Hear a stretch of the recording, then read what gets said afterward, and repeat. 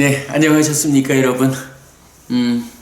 화요일 저녁, 불교 입문 1, 소유하고자 하는 자를 위한 가르침, 읽고 보충하기 시간입니다. 요즘 우리가 제2부, 행위, 업의 개괄을 공부하고 있습니다. 참 멋진 표현이죠. 불교 한마디로 말하면 행위입니다. 이렇게 시작하고 있는데요. 사실은 이 책의 전체 내용 중에 가장 중요한 주제를 우리가 지금 공부하고 있다라고 말해도 좋을 만큼 행위, 업에 대한 이야기를 개괄하고 있고, 단순한 개괄보다는 부처님 가르침이 사는 이야기이기 때문에 산다는 것, 어떻게든 우리가 행위하는 것, 업을 짓는 것, 이 업에 어떤 결과가 뒤따라오는 것일까? 네, 이런 업에 대한 개괄을 공부하는데, 아마도 그동안 다른 법회에서 여러분 좀 만나보지 못한 경전에 대한 전혀 새로운 관점으로 접근하는 시간이 되고 있다, 이렇게 말씀드리고 싶고요. 네, 일단 지난주 수업에서 원초적 바른견해하고 스승의 영역에 속하는 것, 이렇게 공부를 했어요. 오늘도 낮에 어떤 법부님 방문하셔가지고 한참을 대화를 했는데, 그 중에서도 주제가 뭐니 해도 업과 결실이 있음과 노력이라는 가르침의 토대 위에서 어떻게 삶을 볼 것인가? 삶에 대한 바른 시각, 정견이죠. 바른견해.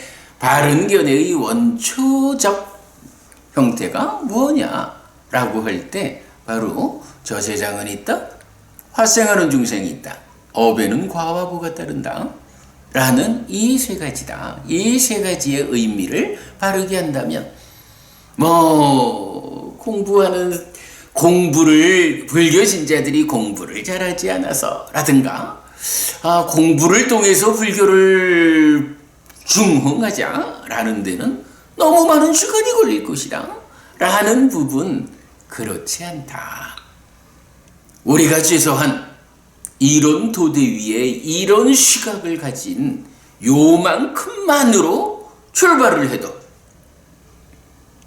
얼마든지 바른 가르침 위에 선, 흔들림 없는 토대 위에 선 불교 신자들에 의해서 불교가 중흥할 것이다. 이런 이야기까지 함께 나눴거든요. 사실은 지금 굉장히 중요한 주제를 진행하고 있어요. 네, 그런 의미에서 지난주 공부한 내용, 늘 말씀드리지만 여러분, 우리 니까야.kr 우리 홈페이지에 공부한 내용이 동영상과 함께 수업 보고라는 이름으로 요약되어 있어요. 그러니까 늘 니까야.kr 저희 홈페이지 참고하셔서 공부하시면 도움이 됩니다. 네, 우선 지난주 수업 보고를 한번 읽어드리고 이어지는 진도를 나가도록 하겠습니다. 자, 지난주 수업입니다. 불교 입문 1 소유 210316 원초적 바른 견해 and 스승의 영역에 속하는 것. 불교 한마디로 말하면 행위입니다. 불교는 다시 말하면 사성제입니다.에 이어지는 업, 결실 있음, 업에는 과와 보가 따름이라는 가르침의 토대는 그런 토대 위에서 삶을 보는 시각, 즉 견해로 연결됩니다. 여기서 제가 조금 실수를 했군요. 가르침의 토대는 업, 결실 있음, 노력입니다. 업에는 과화보가 따름은 이 바른견에 속한 내용인데 제가 실수했네요. 고쳐놓도록 하겠습니다. 불교에서 삶을 보는 바른 시각, 즉 정견은 공부의 진행에 따라 다양하게 제시되는데 향상된 삶을 위한 출발점에서 가져야 하는 원초적 바른 견해는 디가니까야 23 빠야시경이 말하는 1. 저세상 있음 2. 화생하는 중생 있음 3. 업에는 과와 보가 따름이라는 세 가지로 구성됩니다. 이띠삐 아띠빠로로꼬 아티 사따 오빠빠띠까 아티 숙하따 두카따 낭 깜마낭 팔랑 위빠꼬 이렇게도 저 세상은 있다. 화생하는 중생은 있다. 선악으로 지어진 업들의 과와 보는 있다.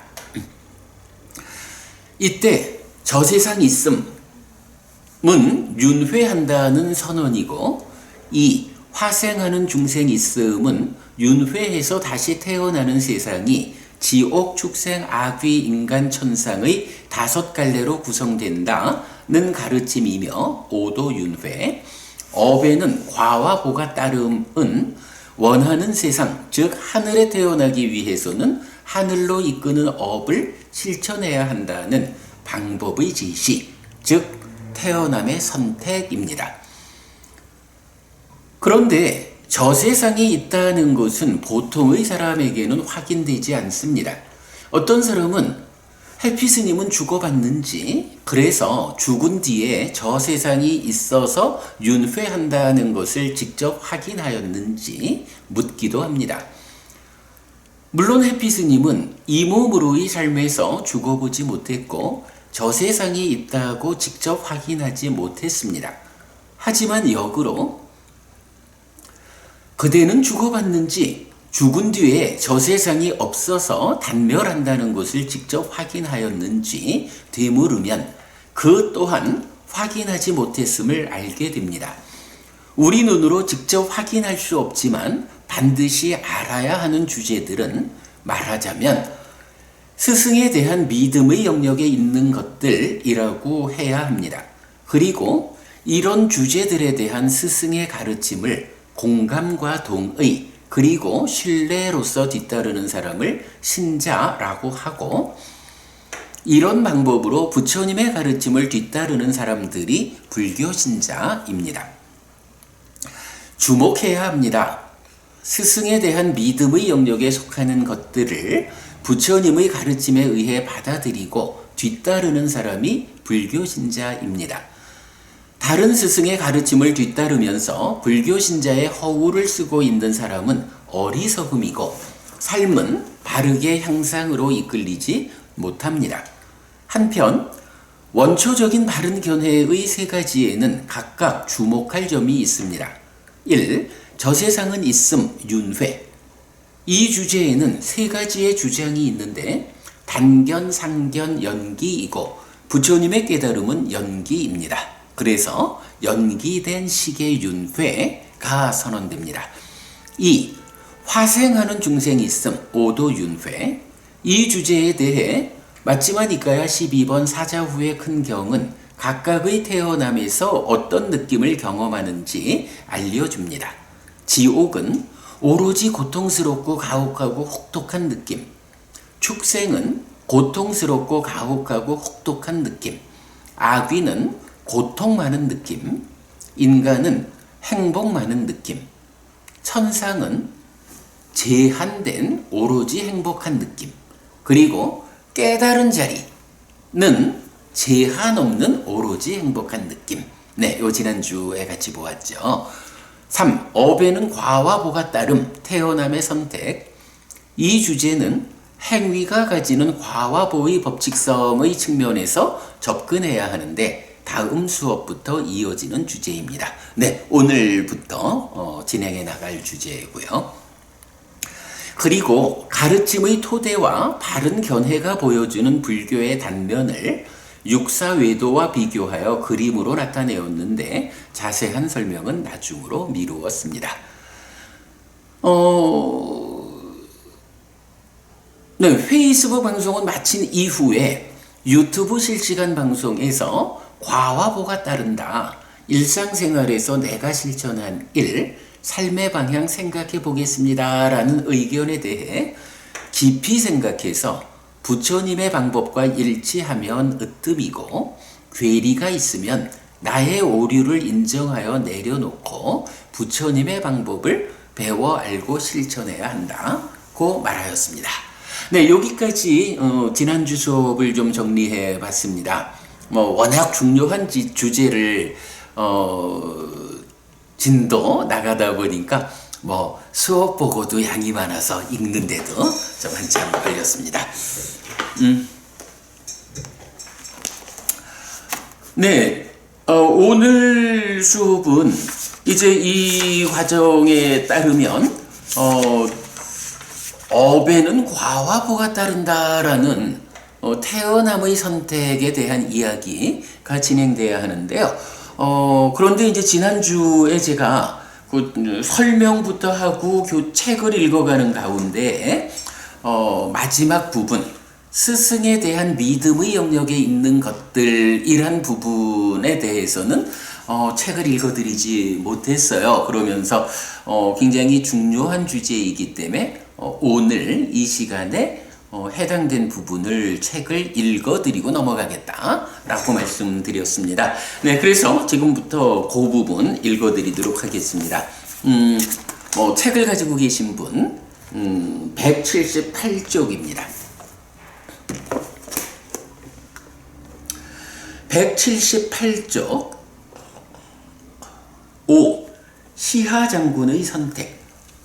스승에 대한 믿음의 영역에 있는 것들. 그런데 저세상과 화생 그리고 업의 과와 보는 눈으로 직접 확인되지 않습니다. 다만 스승이신 부처님께서 그렇게 알려주셨을 뿐입니다. 확인되지 않은 사실에 대해 단지 스승의 가르침만이 있을 뿐입니다.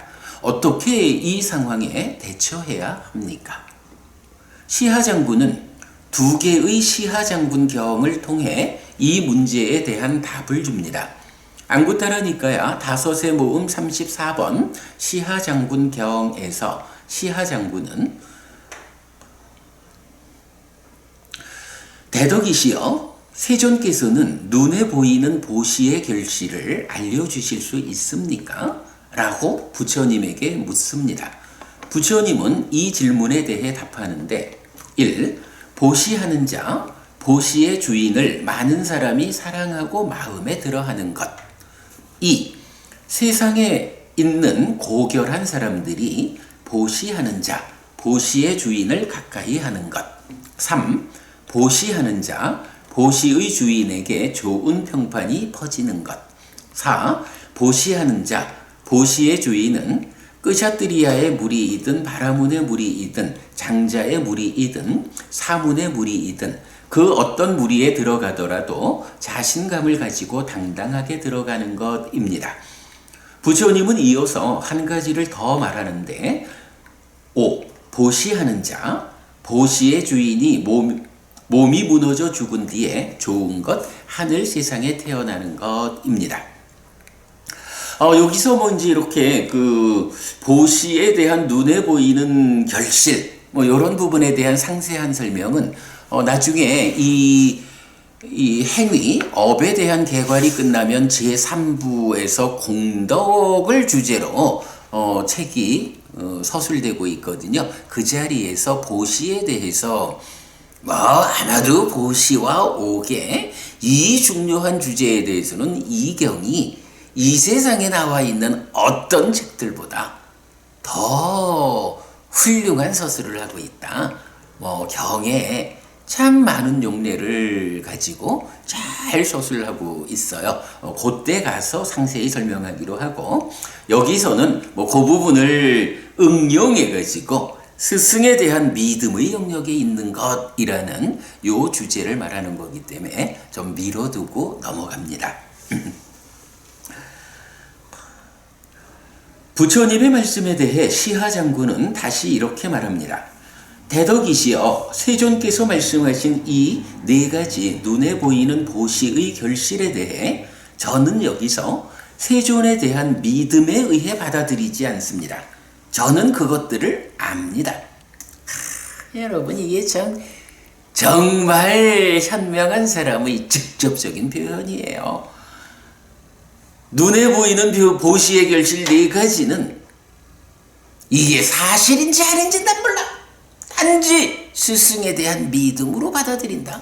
이거 아니라는 거예요. 이거는 내가 아는 거요.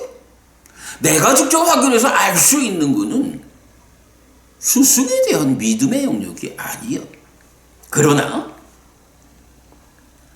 내가 직접 확인할 수 없는 것, 그거는 확인할 수 있는 방법이 없으니 어쩔까? 스승이 알려주시는 대로 배워 알고 실천하는 것, 이게 제자들의 바른 자세다 하는 부분을 말하는 거거든요. 네, 그래서 아주 요점적으로 우리가 주목해야 되는 것, 저는 그것들을 압니다 라는 요 표현입니다. 대덕이시여, 보시하는 자, 보시의 주인인 저를 많은 사람이 사랑하고 마음에 들어합니다.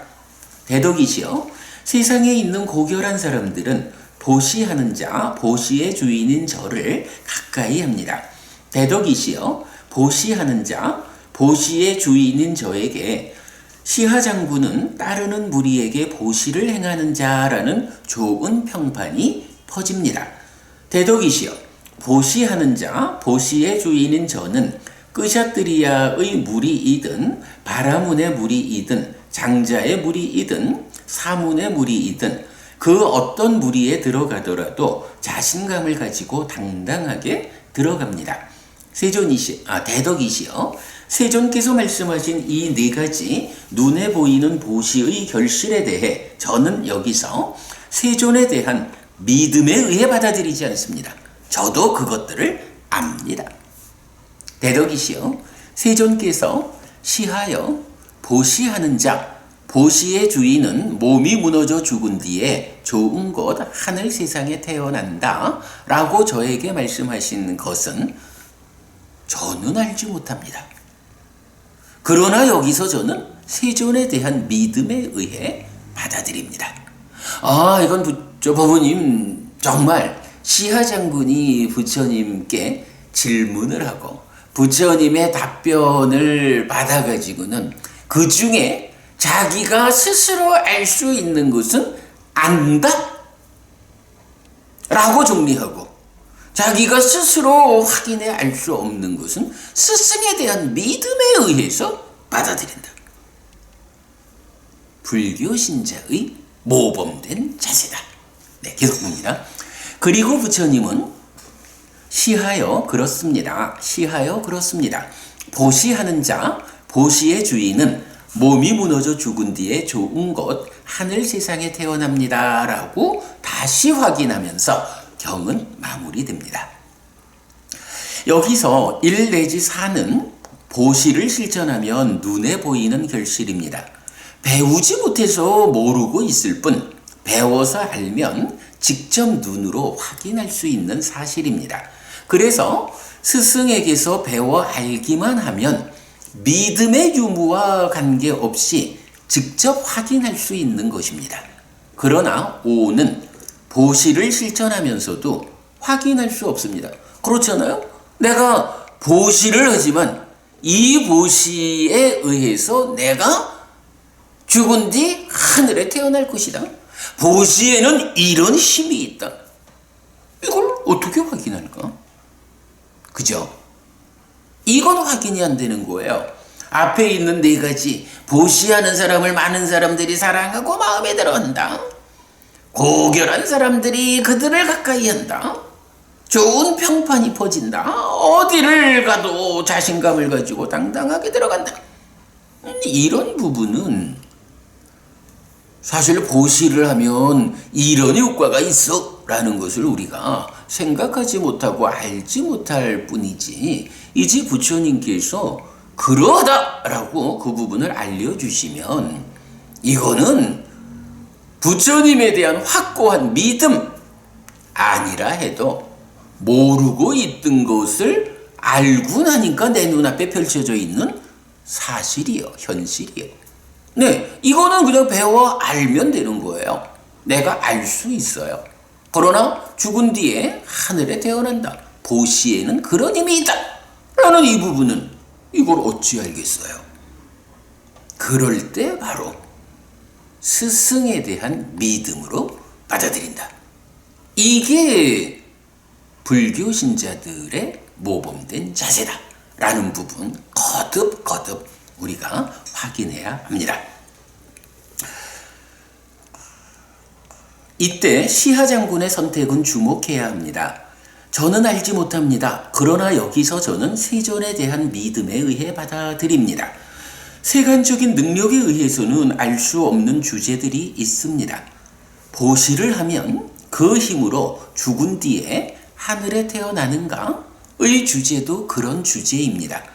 이 주제에 대해 시하 장군은 세존에 대한 믿음에 의해 받아들이기로 선택합니다.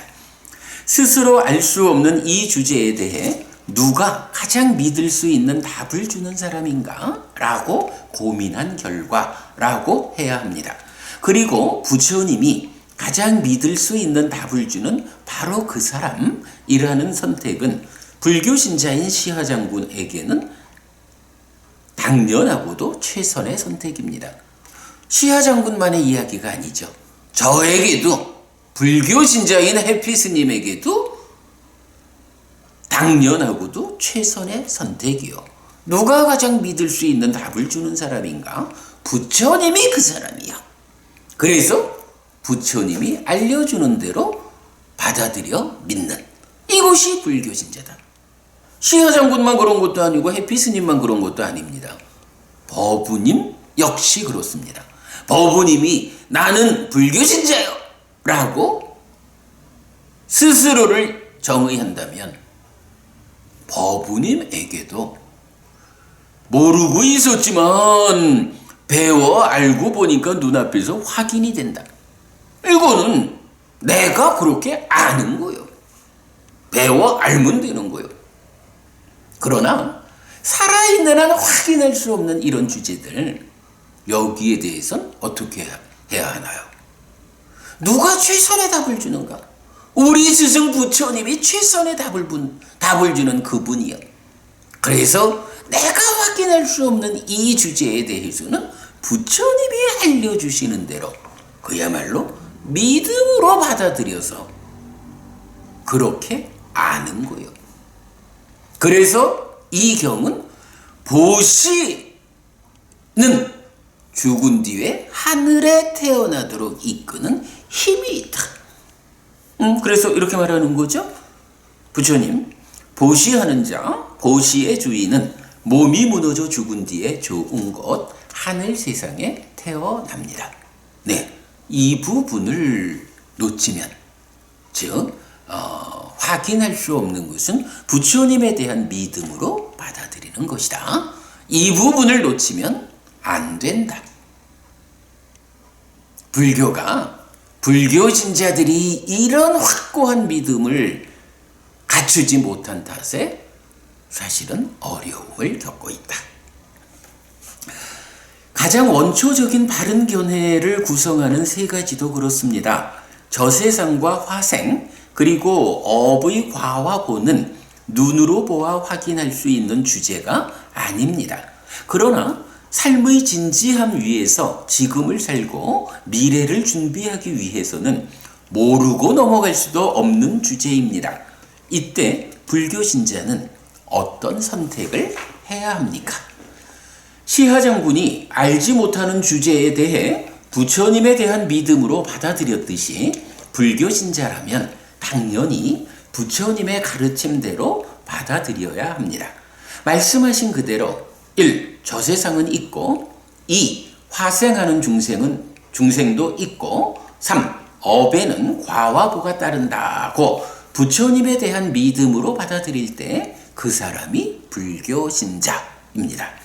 이렇게 스승에 대한 믿음의 영역에 있는 것들은 스승에 대한 믿음으로 받아들여야 하고, 그것이 스승을 뒤따라 삶을 향상하는 제자의 삶인 것입니다. 제가 볼 때는 정말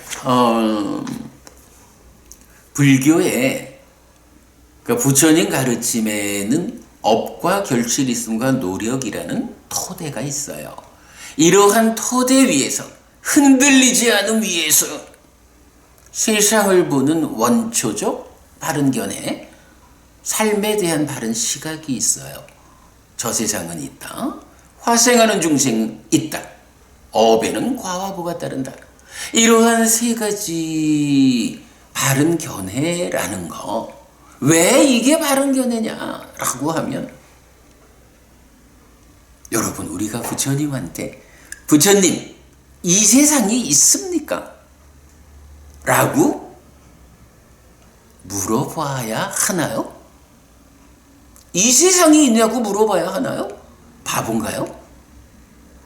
이 세상에 있다라는 거는 지금 내가 살아가고 있는, 내가 너와 더불어 함께 살아가고 있는 이 삶 자체가 이 세상인 거죠. 이렇게 내가 직접 확인할 수 있는 내 삶의 현실 그대로 보아서 알 수 있는 이런 것을 부처님한테 물어본다? 그건 아무 의미가 없어요. 그러나 저 세상이 있는가? 라는 이 부분은요, 부처님한테 여쭤보지 않고는 우리가 어떤 답을 가질 수가 없어요.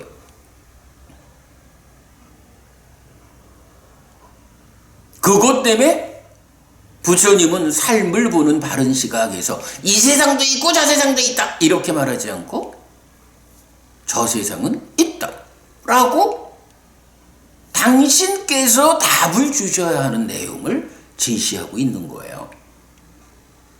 화생하는 중생이 있다 라는 것도 마찬가지죠. 부처님 정말로 인간과 축생이 존재하나요? 인간과 짐승으로 구성된 세상이 있나요? 라고 묻는다면 바본가요? 그러나 부처님 정말로 지옥이 있습니까? 악귀가 있습니까? 하늘에 천상의 신들이 있습니까?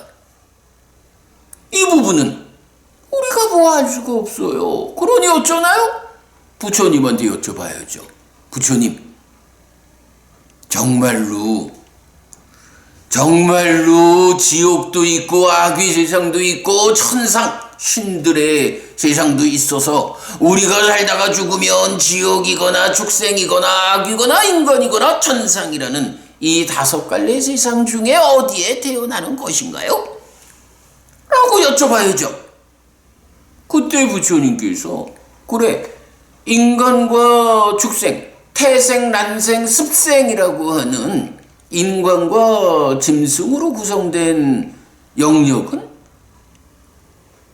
내가 말해주지 않아도 그대들이 안다. 그러나 그대들이 확인하지 못하는 지옥과 악귀와 천상을 구성하는 이 화생에 대해서는 내가 가르쳐 줄게 하고 부처님께서 바로 그 화생이 있어, 화생이 있다라고 보는 것이 삶을 바르게 보는 거예요. 그래서 한평생 살다가 죽으면 깨달아 윤회에서 벗어나지 못하는 한 지옥이든 축생이든 악귀든 인간이든 천상이든 이 다섯 갈래의 세상에 태어나는 거예요. 이렇게 알려주는 거죠. 그렇게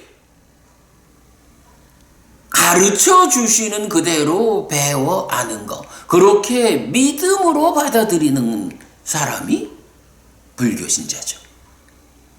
그리고도 그러면 부처님, 제가 지옥 가긴 싫거든요. 어떡하면 하늘에 태어나나요?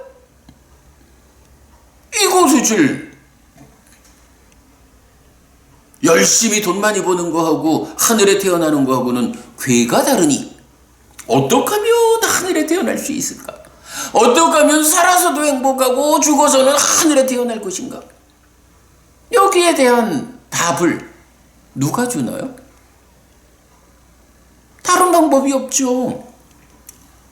우리 스승 부처님한테 여쭤봐야지요.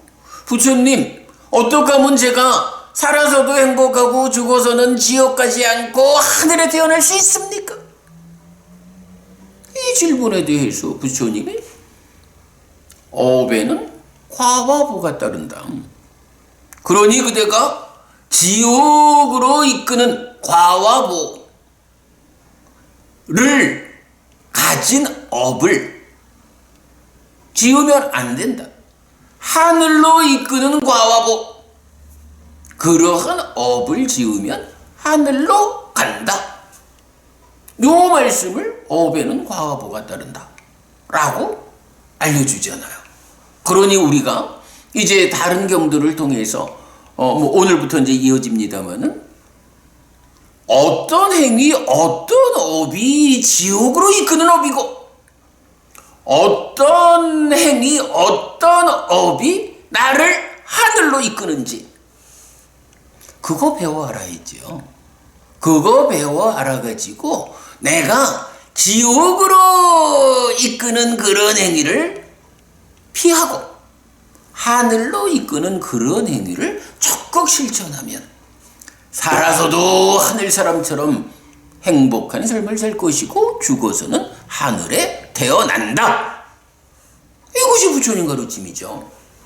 이것이 지난주부터 우리가 공부하는 원초적 바른 견해 세 가지죠.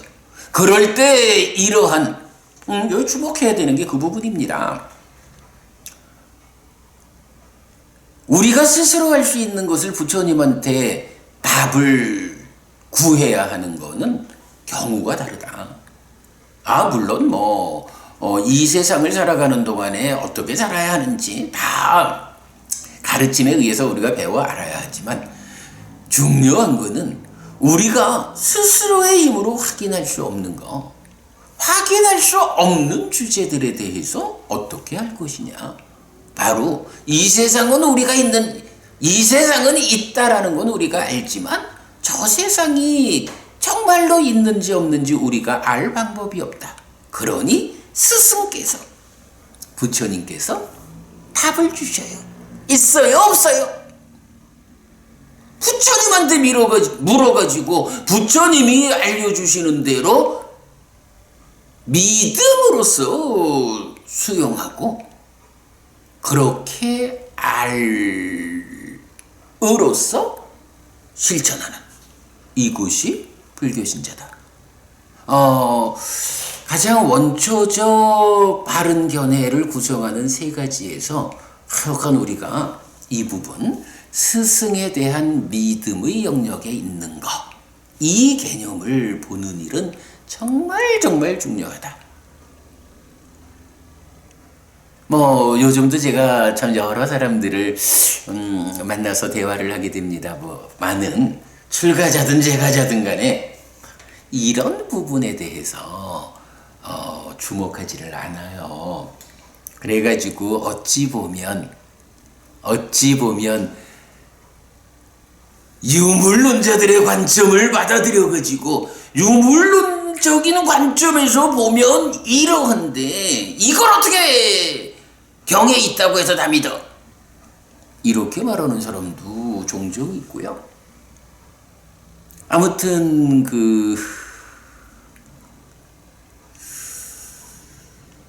부처님이라는 우리 스승의 가르침, 제한된 우리의 눈으로 보아 알지 못하는 어떤 주제들에 대해서 깨달은 자의 눈으로, 깨달은 시각으로 보아 아는 것을 부처님께서 가르쳐 주시는데 그러한 주제들을 깨닫지 못한 자들의 어떤 주장을 앞세워가지고 어떻게 내가 이 경을 사실이라고 받아들이나? 이 얘기는요, 경을 받아들일 수 없다라는 얘기는 부처님을 믿을 수 없다라는 이야기가 되는 거죠. 현재 한국 불교에 참 많은 사람들이 출가자든 재가자든 이 부분에서 확고함이 없다라는 부분을 저는 참 심각하게 보고 있어요. 어찌 보면 불교 신자로서 가장 중요한 부분이 요거다. 아니 뭐 일반적으로 부처님이 도와주지 않아도 할 수 있는 거야. 뭐 부처님이 필요 안 할 수도 있죠. 그러나 부처님이 도와주지 않는 한 우리가 해결할 수 없는 그런 주제들에 대해서 부처님 말고 다른 스승의 주장을 받아들여 가지고 부처님의 주장에 대해서 맞상대하고자 하면 그건 부처님을 부정하는 거고 불교 신자 아니다. 이 부분을 우리가 분명히 하고 가야겠다. 네, 어쨌든 뭐 지난주 주제의 좀 복습이기도 하고 책을 이렇게 읽어봤습니다. 시하 장군의 선택, 스승에 대한 믿음의 영역에 있는 것들입니다. 자, 그 다음에 이제 180쪽에서 제가 박스를 치고 글을 하나 적었는데요. 한편 42번 상류따 6번 아시반다카 붓다 경에서 아시반다카 붓다 촌장은 죽어서 임종한 사람을 위로 인도하여 천상에 가게 한다고 말하는 서쪽 지방에 사는 바라문들처럼 세존 아라한 정등각께서는 모든 사람을 몸이 무너져 죽은 뒤에 좋은 곳 천상세계에 태어나게 하는 것이 가능합니까? 라고 질문합니다. 그러니까 부처님한테 아시반다카 붓다 촌장, 그러니까 뭐 마을의 우두머리죠. 이가 부처님을 만나가지고는 저 서쪽 지방의 바라문들은요, 죽은 사람을 위로 인도해서 천상에 가게 한다라고 주장을 합니다. 그런데 당신이 부처님이라고 하는데 당신도 그 바라문들처럼 몸이 무너져 죽은 뒤에 그 사람을 좋은 곳 천상세계에 태어나게 할 수 있습니까? 이런 질문을 하는 거예요. 글쎄, 이게 불교 안에서 분명히 부처님 가르침에 의하면 죽는 순간 태어나거든요. 그래서 우리 어머니 돌아가셨다라고 하면 돌아가신 그 순간에 어머니가 지난 한평생 어떤 업을 지으셨는지 그 업의 누적된 힘으로 죽는 순간 이미 다른 몸을 만나서 태어나는 거예요. 다음 생이 시작된 거예요. 그런데 지금 한국 불교에서는 어떻게 하나요? 49일 동안 정성을 들여주면 그 정성의 힘으로 돌아가신 우리 어머니가 더 좋은 세상에 태어나실 거라고 뭐 이런 일을 하죠. 이 경에 의하면 그런 일이 불교적인 방법일까? 바라문들의 방법일까? 이런 부분 비교해서 우리가 판단할 수 있습니다, 여러분. 아시반다카 붓다 경이 알려주는 죽음 이후와 관련한 이야기 주목해야 합니다. 자, 계속 보겠습니다. 부처님은 예를 들면 깊은 물속에 던져진 돌덩이가 군중들이 함께 모여 절하고 기도하고 합창하고 그의 주위를 돈다고 해서 떠오르지 않는 것처럼 살아서 10악업을 행한 것을 원인으로 지옥으로 향하는 자를 되돌려 천상세계에 태어나게 하는 것은 가능하지 않다고 대답합니다. 또한 예를 들면 버터단지나 기름단지를 깊은 물속에 들어가서 깨면 파편이나 조각은 아래로 가라앉을 것이고 버터나 기름은 떠오를 것인데 군중들이 함께 모여 절하고 기도하고 합장하고 그의 주위를 돈다고 해서 버터와 기름이 가라앉지 않는 것처럼 살아서 10선업을 행한 것을 원인으로 천상으로 향하는 자를 되돌려 지옥에 태어나게 하는 것도 가능하지 않다고 대답합니다. 이런 이야기예요. 깊은 호수가 있어요. 그 호수에 돌덩어리를 하나 던져놨는데 이제 많은 사람들이 모여가지고 절하고 기도하고 합장하고 그의 주위를 돌아요. 어떻게? 떠오르소서 돌덩이여, 돌덩이여 떠오르소서 하고 기도를 함께 하면서 군중들이 그 호수 주변을 돌아요. 표현이 이렇게 돼 있죠?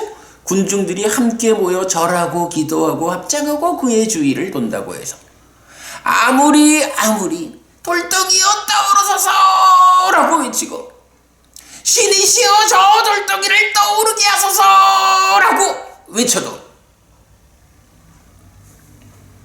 떠오르지 않는 것처럼 이러죠.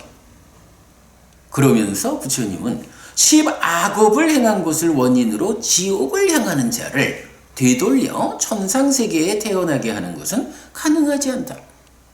여기서 이게 무슨 말인가요? 돌덩이가 무거워서 가라앉는 거와 같이 살아서 10악업을 지으면 그 10악업이 좀 전에 말했듯이 지옥으로 이끄는 힘을 가진 지옥의 괴로움이라는 과화보를 가지는 그런 업이기 때문에 내가 악업을 지은 그 대가로 지옥으로 내려가는 거를 누구도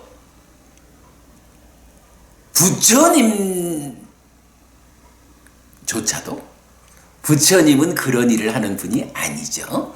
그러다 보니까 부처님이든 누구든 뭐 서쪽 바라문들이 그 일을 한다라고 하지만 사실이 아니다. 어떻게 그들이라고 해서 돌덩어리가 물보다 무거워서 가라앉는 것을 기도한다고 해서 돌덩어리가 떠오르는가? 악업을 지어서 지옥으로 내려가는 그 존재를 누구도 그 업의 힘을 거슬러서 떠오르게 할 수 없다. 이렇게 말하는 부처님 답을 주시는 거예요. 그런가 하면 역으로 버터단지나 기름단지를 물속에 들어가서 깨면 파편들은 가라앉죠. 물보다 무거우니까. 그러나 버터나 기름은 물보다 가벼우니까 표면으로 떠올라요. 왜 떠오르나요? 단순하죠. 물보다 가벼우니까 위로 떠오르는 거죠. 이거를 아무리 군중들이 모여서 기름이여 버터여 가라앉으소서라고 외치고 신이시여 저 기름과 버터를 가라앉게 하소서라고 외치고 기도를 해도 가라앉지 않는 거예요. 그거는 물리적 특성이 물보다 무거운 돌덩이는 가라앉는 거고 물보다 가벼운 기름이나 버터는 떠오르게 되어 있는 거예요. 그러하듯이 10선업을 짓는 사람 평생 선업을 지은 공덕이 되는 삶을 산 이 사람이 몸이 무너져 죽은 뒤에 10선업이 자기의 업의 과보라는 법칙성에 의해서 하늘로 밀어올리는 이끌어가는 그것을 누구도 나는 저 사람에 대한 원한이 있어. 어떻게 네가 하늘에 태어나는 것을 내가 보니? 하고 끌어내리려 해도 그럴 재간이 없다. 이렇게 부처님 답을 주시는 거예요. 부처님, 어떻게 하면 그대가 하늘로 이끌리는 업을 지을 수 있는가?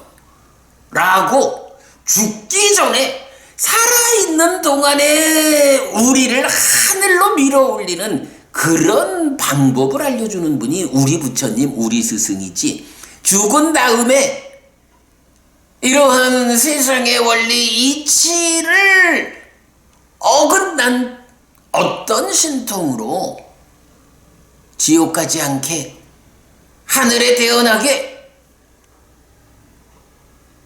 업의 법칙을 거스르는 스승? 아니다. 우리 스승 부처님은 그러니라는 분 아니다 라는 부분을 명확히 해주는 거예요. 이렇게 이제 아시반다카 붓다경에서 아주 그 구체적인 예를 들어가지고 업에 의해서 지옥으로 가든 전상으로 가든 누구도 그 부분을 막을 수 없다 라고 답변해주고 있거든요. 한국 불교가 온통 49제를 지내는 것이 당연한 일인 듯 이렇게 인식하고 있지만 여러분 이거 정확히 알고 방법을 바꿔야 합니다. 이렇게 삶은 절하고 기도하고 합장하고 소망하는 것을 통해 결과를 만들지 않습니다. 오직 자신의 행위를 통해 결과를 만드는 것입니다. 이때 고의 결과를 초래하는 행위로 10악업이, 락의 결과를 초래하는 행위로 10선업이 제시되는데 행해야 하는 행위와 행하지 않아야 하는 행위의 기준이 됩니다. 그래서 불교, 한마디로 말하면 행위입니다는 10업의 선악을 중심으로 서술되는데 10업이 고와 락의 결과를 만든다는 관점 역시 스승에 대한 믿음의 영역 3. 업에는 과와 보가 따름에서 받아들여야 하는 주제입니다. 라고 제가 서술을 했어요. 이렇게 이제 스승에 대한 믿음의 영역에 있는 것들에서 이제 이어서 10업, 10악업, 10선업 이제 이렇게 이제 좀 더 구체적인 주제로 넘어가는 과정에서 제가 아시반다카 붓다경을 통해서 살아있는 동안 내가 지은 업의 쉼이 나를 지옥으로 이끌든 하늘로 이끌든 하는 것이지 죽은 다음에 제3자들의 어떤 노력이 결코 나의 태어날 곳에 영향을 미치지 못한다. 그리고 죽는 순간 태어난다. 라는 거 강조해 드렸습니다. 자, 이렇게 이제 알아봤고요. 이제 이어가지고 오늘 공지해드린 주제가 되지요. 칠불통계 업과보입니다. 교재 181쪽으로 넘어갑니다. 자, 6번 주제 칠불통계입니다.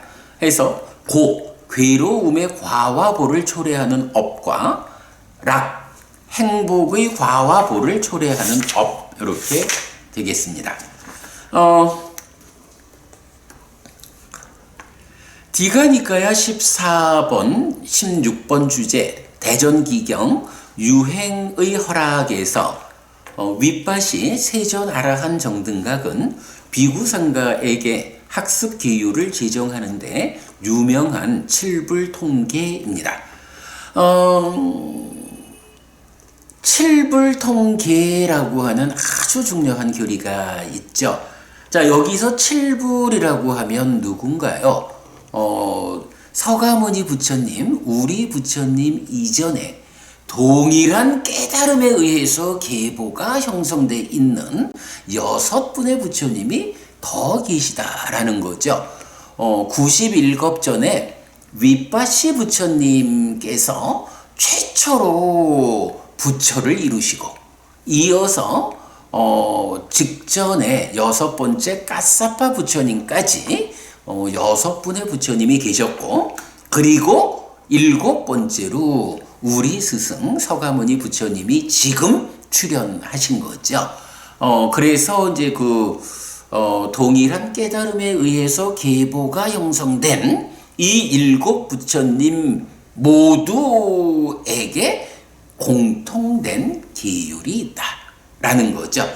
그래서 전승된 가르침 이렇게 우리가 표현하는 주제인데요. 일단 요 칠불통계에 대해서 오늘 좀 설명해 드리도록 하겠습니다. 칠불통계 3개의 개성으로 구성되어 있습니다. 첫 번째 개성, 인내와 용서가 최상의 고행이고 열반은 최상이라고 부처님들은 말한다. 출가자는 참으로 남을 해치지 않는다. 남을 괴롭히는 자는 사문이 아니다. 라고 해서, 여러분, 우리가 인내라는 말은 불교 안에서 많이 쓰이죠. 인내, 인욕, 참음, 다양하게 이렇게 표현되지만, 용서라고 하는 개념이 바로 여기서 발견이 돼요. 보통 용서라고 잘 번역되지 않았던 것 같아요. 근데 제가 하여간 이 원어가 가지는 의미에서 좀 더 이렇게 상세히 보다 보니까 인내라는 한 측면하고 용서라고 하는 또 한 측면 두 가지를 제시하면서 인내와 용서가 최상의 고행 이러는데, 여기서 고행이라는 건 그냥 종교적인 삶 이렇게 해석하면 될 것 같아요. 그래서 인내와 용서가 최상의 종교적인 삶이고 열반은 최상이다 라고 부처님들은 말한다. 여기서 부처님을 복수로 나타내고 있어요. 그러니까 부처님이라면 동일한 깨달음에 의해서 계보가 형성된 그분이라면, 과거의 부처님이든 현재의 부처님이든 그리고 미래에 출현할 부처님이든 부처님들에게는 공통되다. 인내와 용서가 최상의 종교적 삶이고 열반은 최상이다 라고 부처님들은 말한다. 출가자는 참으로 남을 해치지 않는다. 남을 괴롭히는 자는 사문이 아니다. 네, 해치지 않는 거, 괴롭히지 않는 거. 여기까지가 첫 번째 개성이고요. 그 다음에 이제 두 번째 개성이 모든 악을 행하지 않음과 선의 성취, 자신의 심, 마음을 깨끗이 하는 것. 이것이 부처님들의 가르침이다.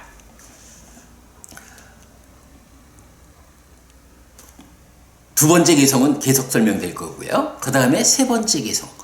모욕하지 않고 해치지 않고 학습 교육을 위해서 단속하는 것. 음식에 대해 절제하고 홀로 머물며 앉고 눕는 것.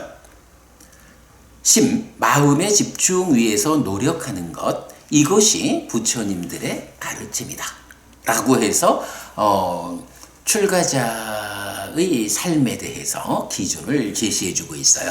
자, 이렇게 세 개의 개성으로 구성된 칠불통계.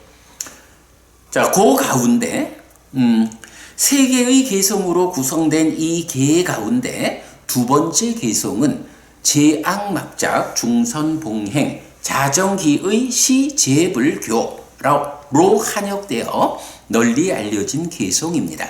그런데 한역의 과정에서 심, 마음이죠. 원어로 찢다거든요.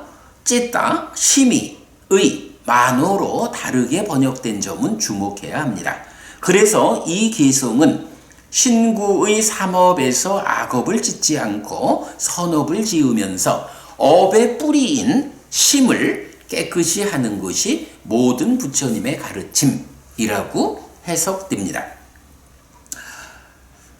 사실 이제 제가 방금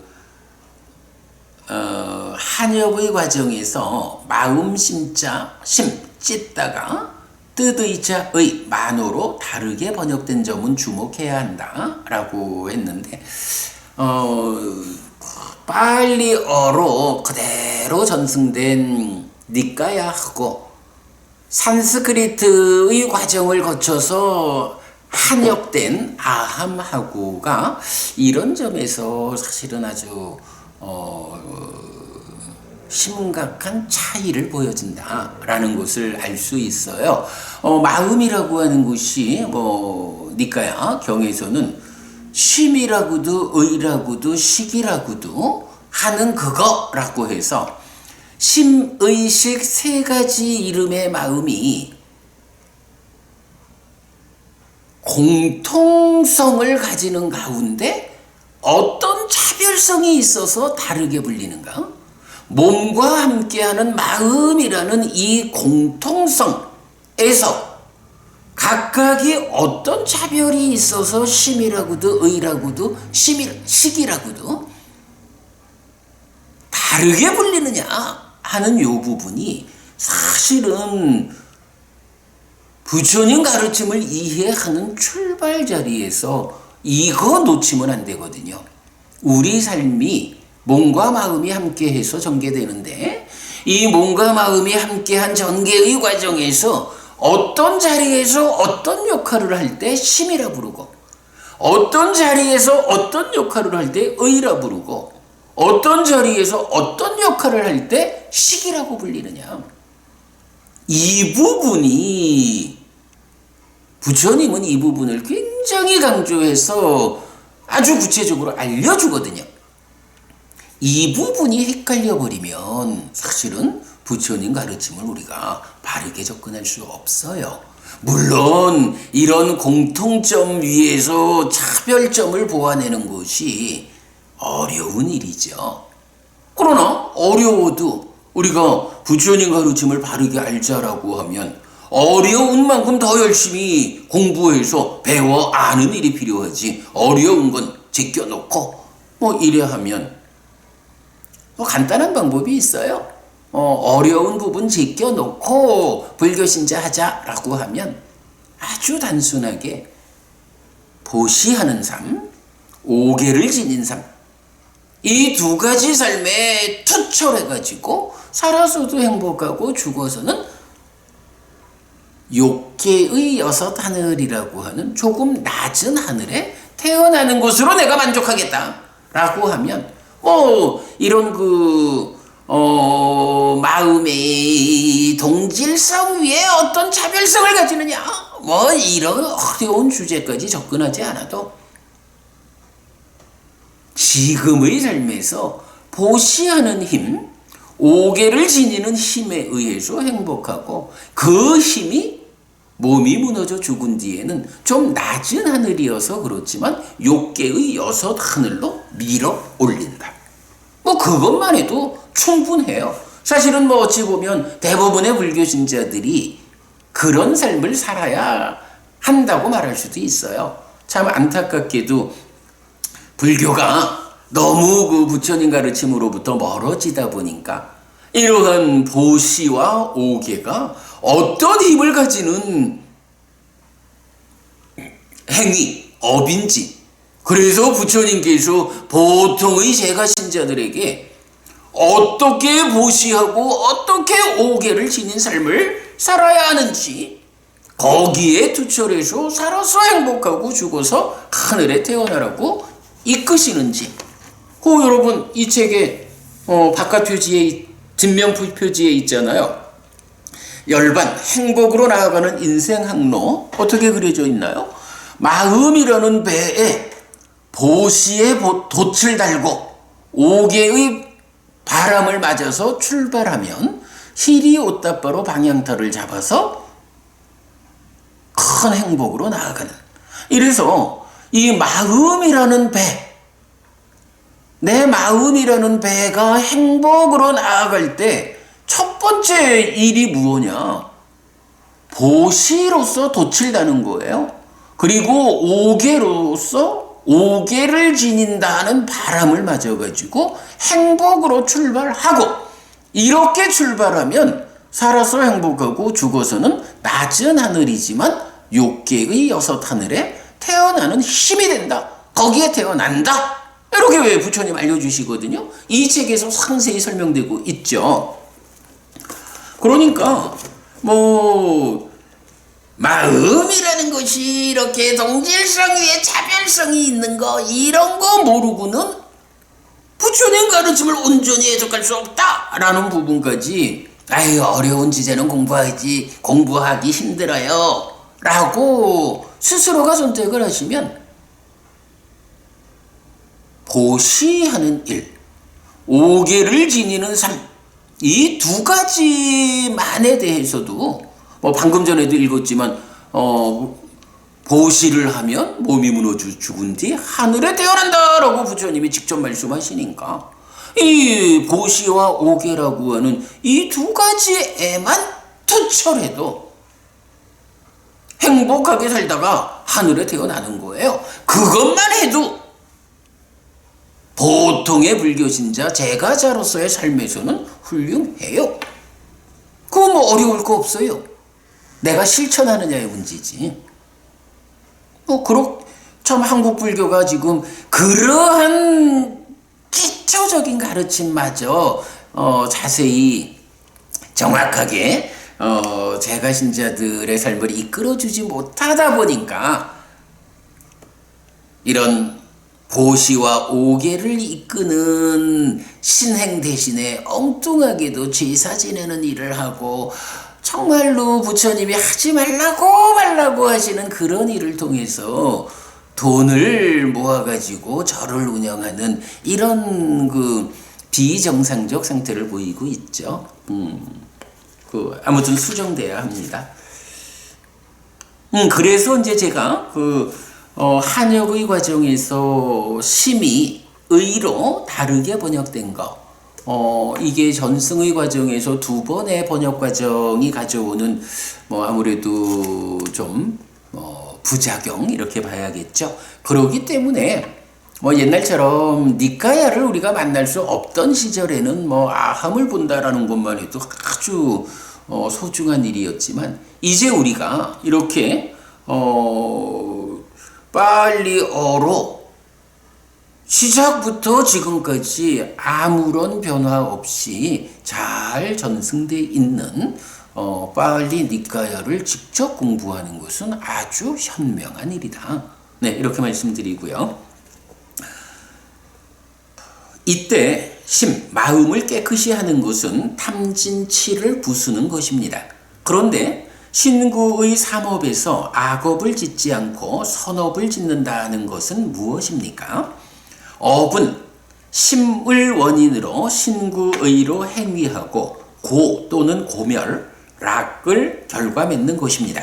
그리고 고와 고멸을 결과 맺는 업에 대해 경전은 분명한 기준을 제시하는데 고를 초래하는 업은 악업, 불선업, 무익이고 락을 초래하는 업은 선업, 유익입니다. 자, 이제 요렇게 지금 이제 칠불통계를 좀 소개하고 있는데 칠불통계를 가지고 제가 그림으로 나타내 봤어요. 그림에서 볼 때 일단 가운데 신구의 삼업이 10악업으로 일단 소개되어 있고요. 그럴 때에 이러한 악업을 짓지 말 것 하는 것이, 그러니까 악업은 괴로움을 만드니까 제악막작해서 그러한 악업을 짓지 말 것. 그런데 거기에 10악업에 불자를 붙이면 10선업이 되는 거죠. 선업은 고멸, 행복을 만드니까 중선봉행. 이러한 10가지 선업을 받들어 행하라. 이렇게 표현되는 거고요. 그런가 하면 신고의 삼업의 뿌리에 마음이 있는데 마음은 탐진치에 조건 지어져 있고, 그랬을 때 자정기심, 이제 의가 아니라 심이라고 봐야죠. 자정기심해서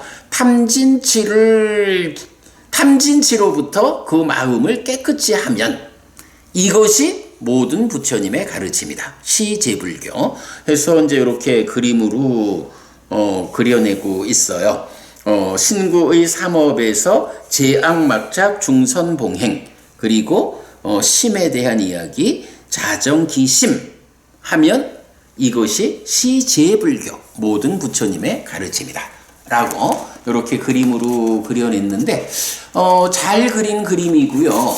무엇보다도 이 개성 자체가 7 부처님에게, 그러니까 모든 부처님들에게 모든 부처님들께서 공통적으로 제정하는 계율이다라는 거. 이렇게 모든 부처님의 공통된 계율이다, 가르침이다라는 점에서 불교 교리의 핵심을 구성하는 교리 중에 하나다라는 부분을 다시 말씀을 드립니다.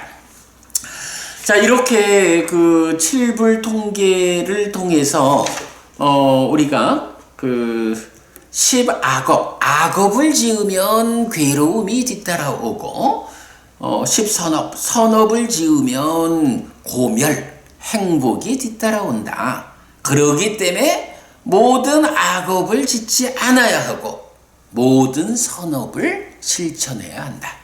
그리고 그 업의 뿌리에 있는 마음심, 이 마음을 탐진치의 제어를 통해 가지고 자정기심, 스스로 그 마음을 깨끗이 해야 한다. 이것이 모든 부처님의 가르침이다. 라는 주제이고, 이렇게 업에는 괴로움이든 행복이든 그 결과가 따라온다. 라고 하는 것을 소개해 드렸습니다.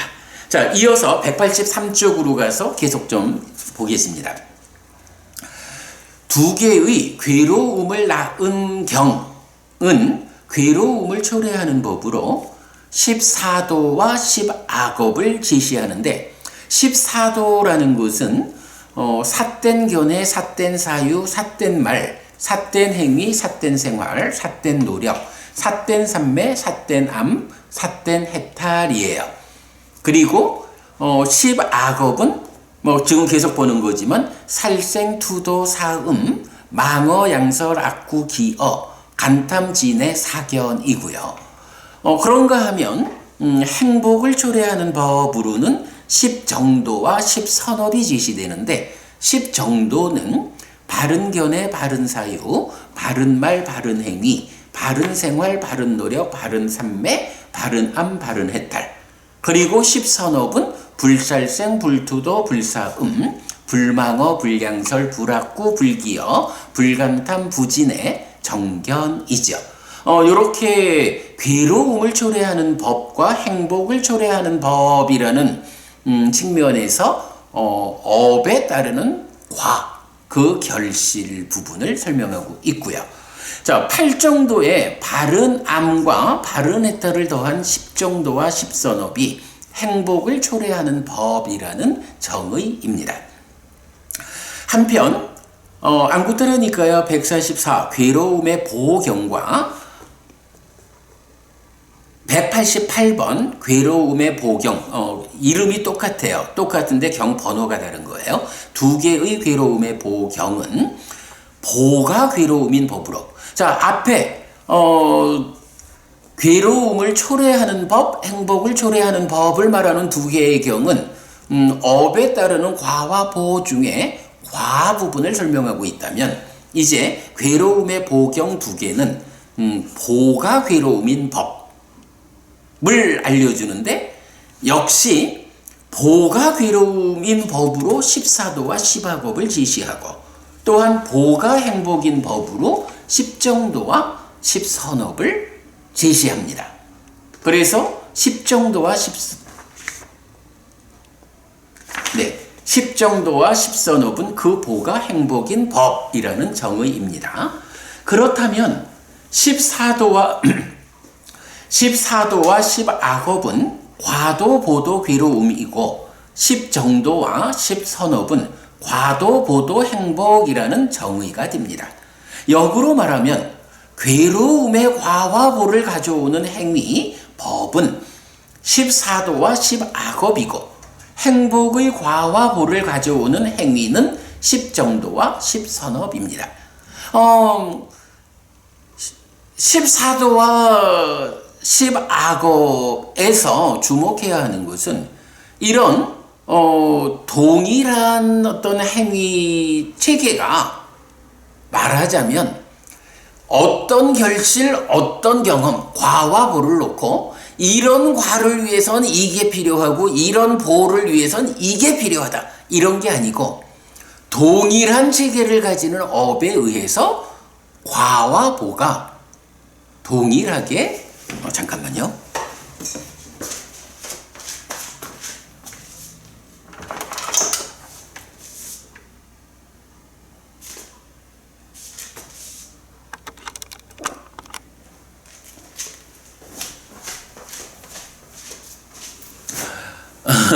제가 배터리를 쓰면서 이 캠코더에 그 전원을 연결을 안 했더니 지금 껌뻑껌뻑해서 지난번에 한번 이래가지고 동영상이 다 없어져 버린 적이 있었어요.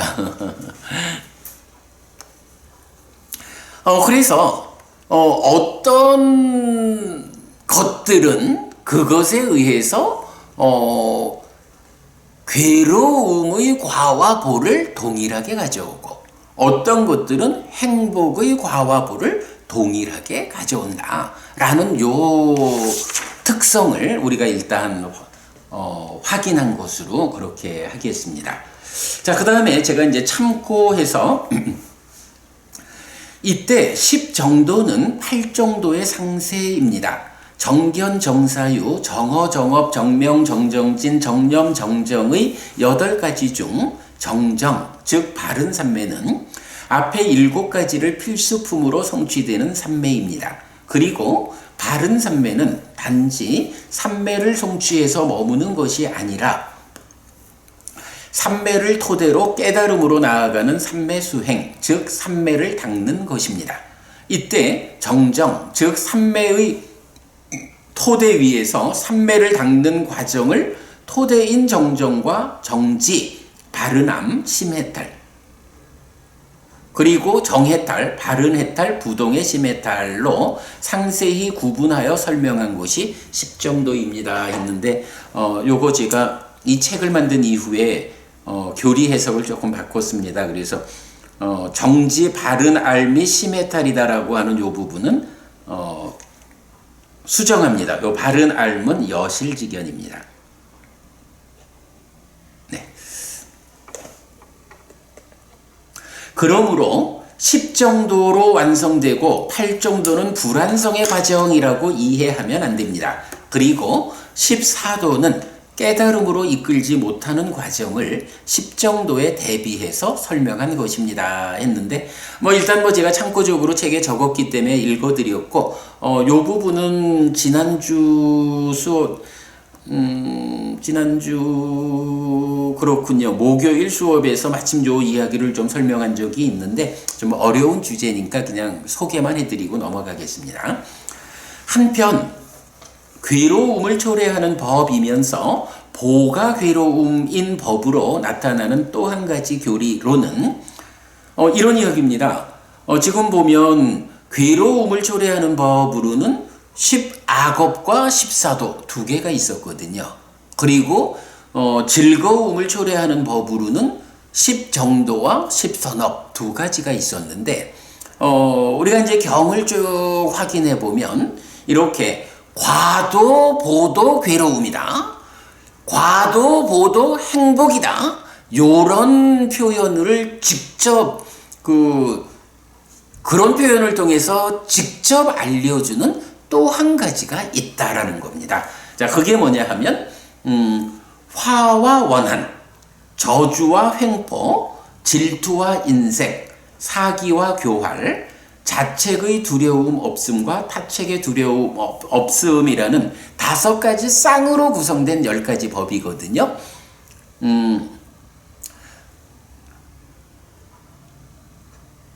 있는데 앙구따라 니까야, 여기도 제가 경 번호를 좀 잘못 붙였어요. 앙구따라 니까야 둘의 모음에 181에서 190 화의 반복 이랬는데 그게 아니고 둘의 모음에 191에서 200까지 불선의 반복이에요. 그냥 수정해 드리겠고요. 그런가 하면 반대의 경우도 함께 제시됩니다 하고 제4부에 가서 좀 상세하게 설명을 해 드릴 거예요. 그래서 괴로움의 과와 보에 대해서 요런 10가지 하고, 반대의 경우 해서 행복의 과와 보를 가져오는 것, 화 없음 원한 없음의 짝, 저주 없음 횡포 없음의 짝, 질투 없음 인색 없음의 짝, 사기 없음 교활 없음의 짝, 그리고 자책의 두려움과 타책의 두려움, 이렇게 나타납니다. 그런데 이 10가지 중 1 내지 4의 내상 8가지는 맞지마 니까야 15번 미루어 생각함 경에 의하면 모나게 하는 법들에 속하는 것이어서 동료 수행자들의 도움을 받지 못합니다. 도반들이요. 도움을 받지 못합니다. 그리고 경 내용입니다. 도반들이요. 만약 비구가 존자들은 나에게 말씀해 주십시오. 나는 존자들에 의해 말씀을 들어야 합니다. 라고 요청하더라도 그가 완고한 자, 모나게 하는 법을 갖춘 자, 인내하지 않는 자, 이어지는 가르침을 바르게 붙잡지 않은 자라면 동료 수행자들은 그에게 말해야 한다고 생각하지 않고 가르쳐야 한다고 생각하지 않고 그 사람에 대해 믿음을 가져야 한다고 생각하지 않습니다. 라고 맞지마 니까야 15번경을 소개해 드렸는데 사실 이제 저희가 이 맞지마 니까야를 관통하는 공부, 이 공부의 과정에서 사실은 요 앞에 4가지 쌍, 화와 원한, 저주, 행포, 질투, 인색, 사기, 교활, 이 4가지는 맞지마 니까야 3번 법의 후계자경에서는 스승께서 버려야 한다고 말씀하신 16가지 법 중에 중심을 차지하는 법이고요.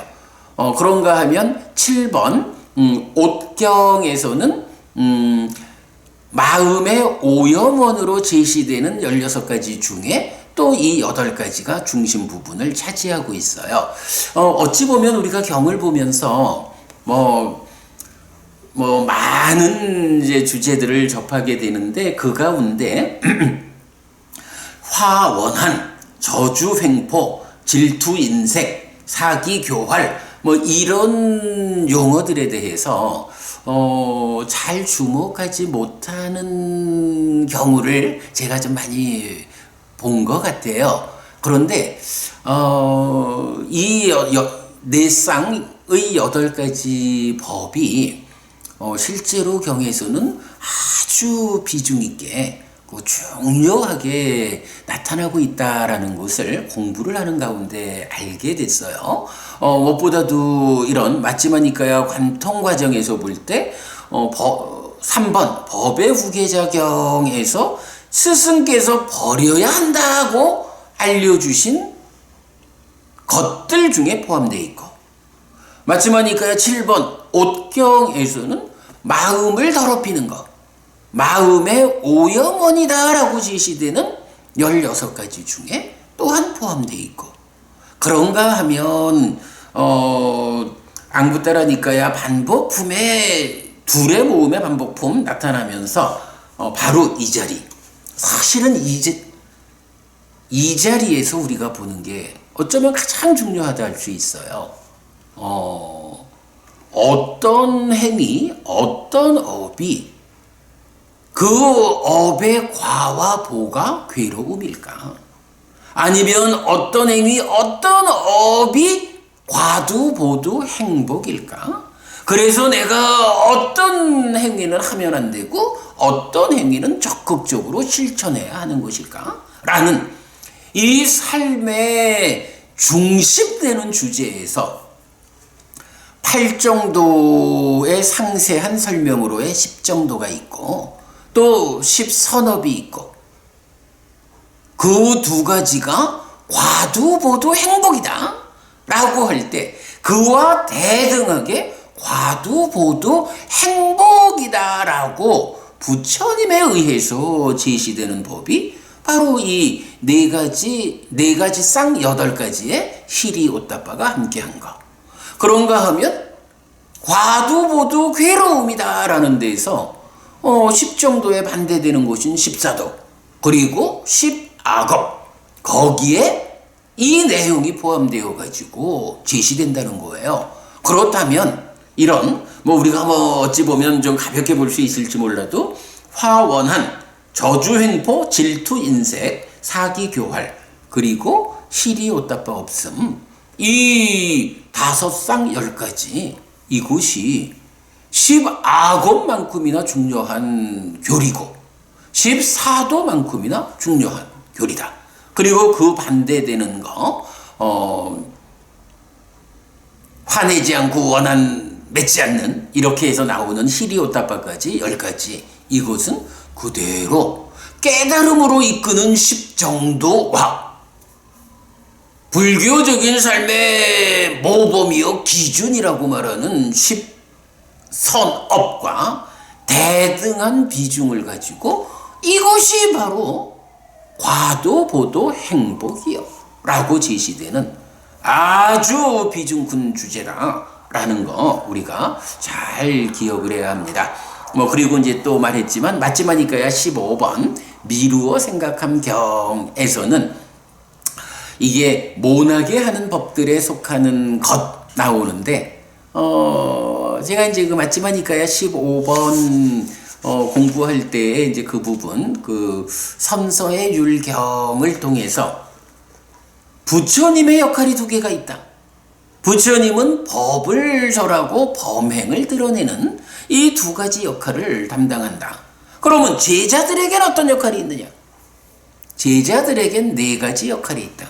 한 가지는 요약해서 말하면 잘 배운다. 두 번째는 이렇게 모나게 하는 법 말고 원만하게 하는 법, 그러니까 반대되는 개념이죠. 원만하게 하는 법을 삶에 익힌다. 그러니까 잘 배우면 그 배움에 체화된 삶이 바로 여기서 말하는 이런 모나게 하는 법이 아니라 그 반대인 원만하게 하는 법을 갖춘 자 이래 되는 거죠. 배우면 그 배움 그대로를 실천을 통해서 체화되라 이런 의미로 보면 되고 이어서 세 번째 역할이 가르쳐라. 그리고 네 번째 역할이 모범을 보여라. 이렇게 나오거든요. 그래서 이 모나게 하는 법이라는 이 주제도 사실은 부처님의 역할에 대응하는 제자들의 역할을 구성하는 네 가지 중에 두 번째 항목으로 나타날 만큼 비중이 있다. 이런 부분 우리가 좀 잘 봐야 돼요. 사실은 이제 이렇게 제가 좀 곁들여 설명하는 게 뭐냐 하면 바로 사부니까야를 꿰어라고 말하는 사부니까야를 꿰어가지고 부처님 가르침에 대한 포괄적 이해를 하는 거. 이게 바로 공부 방법인 거죠. 네. 아무튼 이제 그렇습니다. 그렇게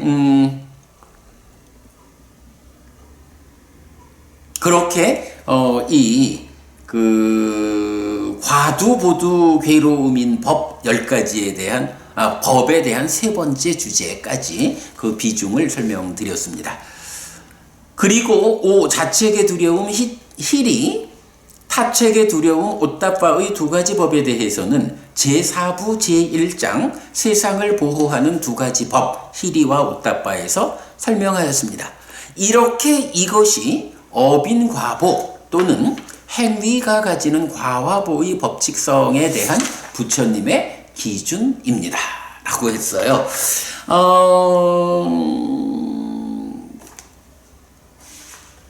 오늘 두 가지 주제를 사실은 공부를 했습니다. 한 가지는 지난 시간 공부에 이어지는 내용입니다만은 스승에 대한 믿음의 영역에 있는 것들, 우리의 능력으로 답을 알지 못하는, 그러나 모르고는 살아갈 수 없는, 모르고는 내 삶을 행복으로 이끌지 못하는 이런 주제들에 대해서 어떻게 할 것이냐라고 하니 바로 깨달음에 의해서 부처님이 보아서 알려주는 이러한 답들을 배워 아는 것, 믿음으로써 받아들이는 것, 이게 바로 스승에 대한 믿음의 영역에 있는 것들이라고 제가 표현한, 그래서 원초적 형태의 바른견에 저 세상은 있다, 화생하는 중생은 있다, 업에는 과화보가 따른다 라고 해서 저 세상이 있어서 태어난다, 윤회한다, 태어나는데 지옥이냐 축생이냐 악이냐 인간이냐 천상이냐 5 갈래의 세상 어디에 태어나야 한다. 그 가운데 내가 지옥 갈 수는 없습니다. 나는 하늘에 태어나겠습니다. 어떻게 하면 됩니까? 어떻게 내 태어남의 자리를 선택할 수 있습니까? 라는 데 대해서 업에는 과와 보가 있다, 따른다 라고 해서 하늘로 이끄는 업을 짓는 것이 그대가 하늘에 태어나기 위한, 하늘의 태어남을 선택하는 방법이다, 이렇게 알려주는 거죠. 이거 사실 우리 능력으로 알 수 있는 방법이 없어요. 그래서 현명한 자라면 완전한 깨달음을 성취한 우리 스승 부처님이 가르쳐 주시는 그대로를 믿음으로 받아들여서 실천하는 것, 이것이 현명한 불교 신자다 라는 부분 앞에서 보았고요. 두 번째는 이어가지고 칠불동계로서 괴로움의 과와보를 가져오는 것은 어쨌든 하지 않아야 된다. 행복의 과와보를 가져오는 행위는 적극 실천해야 한다. 그리고 그 밑에 뿌리를 형성하고 있는 이 마음을 탐진치라는 오염원으로부터 청정히 하는 것, 이것이 그러니까 업에서 괴로움을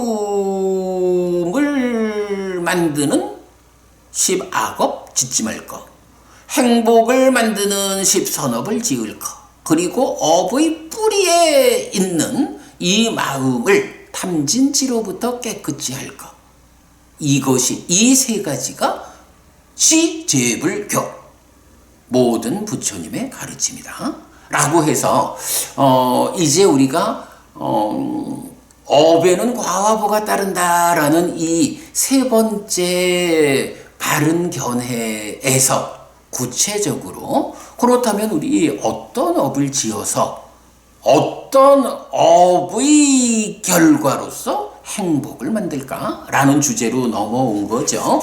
그래서 칠불통계 제가 그림까지 보여드렸고, 그리고 이어서 사실은 이제 우리가 불교 공부 가운데 정말 기억해야 하는 거, 그렇다면 이렇게 불교가 행위업인데 이 업들에는 어떤 법칙성이 있는 것일까? 라고 할 때 부처님 이렇게 말해주는 거죠. 과두 보두 괴로움인 행위가 있다. 그게 무엇냐?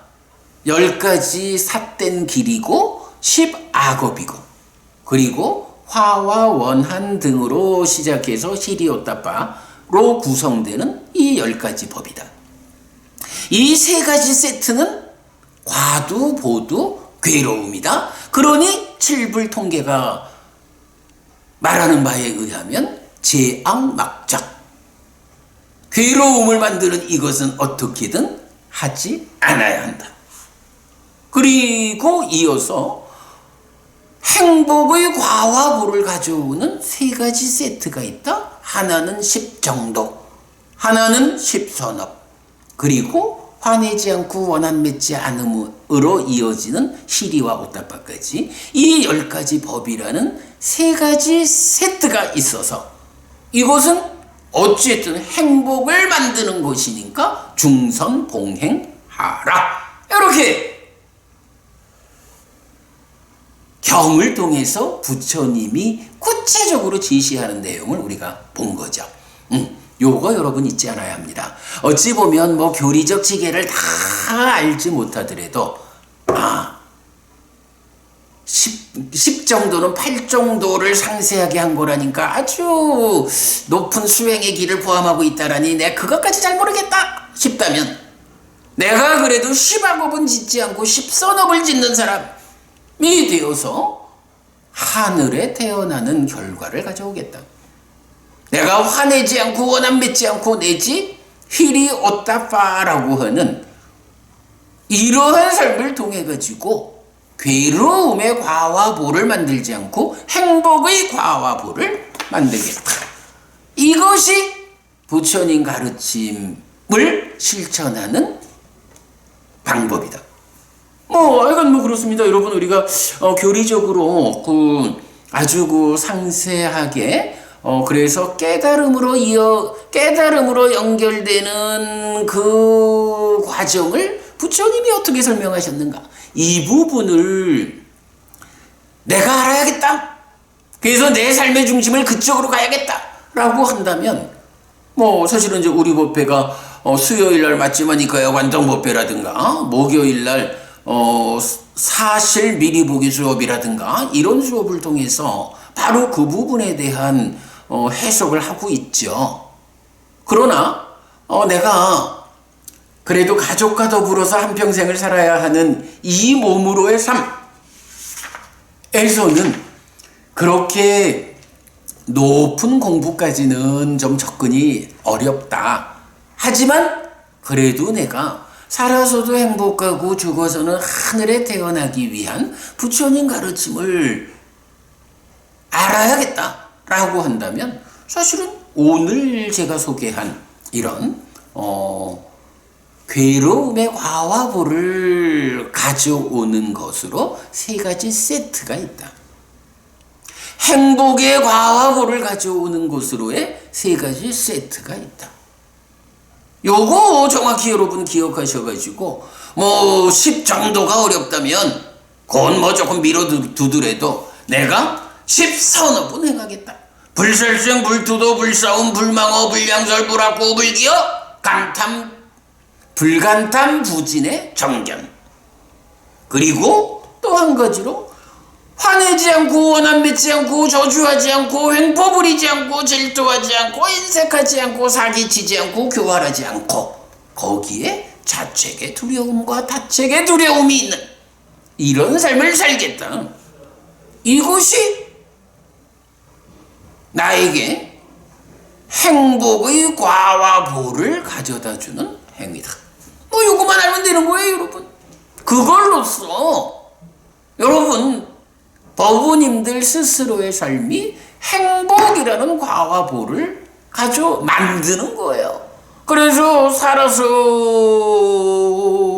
갈수록 괴로움은 줄어들고 행복은 늘어나는 향상하는 삶을 살다가 죽어서는 하늘에 태어난다라고 부처님이 증명해주는 사실이잖아요. 요것만 배워서 실천할 수 있어도 성공하는 삶이다. 이렇게 말씀드리고 싶어요. 얘기하다 보니까 공부 시간이 5분이 지났습니다. 네, 아무튼 오늘 업에 대한 이야기 이제 한마디를 제가 못했네요. 제가 계속 과화보라는 것을 구분해서 말하고 있는데 요 과화보에 대한 이야기는요. 이제 나중에 11번으로 가면 소금중지경을 소개하면서 과화보 그리고 업장소멸까지를 함께 설명하고 있어요. 그래서 과화보가 어떻게 다른 것인지 하는 부분은 그때 좀 제가 상세히 설명해 드리도록 하겠습니다. 자, 이렇게 이제 오늘 마치고요. 다음 주에는 이제 186페이지에서 부처님에 의해 선언된 것. 사실은 이제 이 부분은 제가 오늘 소개를 할까, 다음 주에 소개를 할까 좀 망설이고 있었는데, 요 내용을 못하고 시간이 됐으니까 다음 주에 오늘 수업에 이어지는 연결고리로 삼아서, 다음 주에는 이제 10악업과 10선업이 계속 10악업은 과두보도 괴로움이다, 10선업은 과두보도 행복이다 라고 하는데 10악업이 천수경에 나오듯이 살생중재금일자매 해가지고 이렇게만 알 거냐, 구체적으로 무엇이냐 라고 하는 부분, 다음 주에는 요게 이제 경에서는 여러 번 살생, 투도, 사금 이 각각이 구체적으로 어떤 행위냐 하는 것이 정의가 됩니다. 다음 주 그 내용 상세히 알려드리도록 그렇게 하겠습니다.